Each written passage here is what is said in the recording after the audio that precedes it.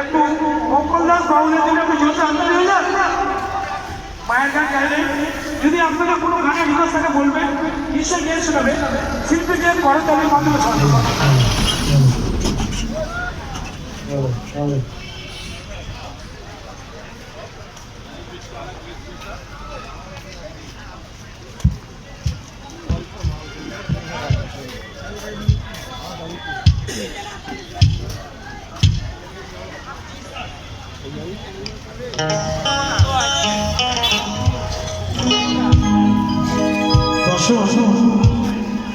গাইব কিছু আমার সেই গান।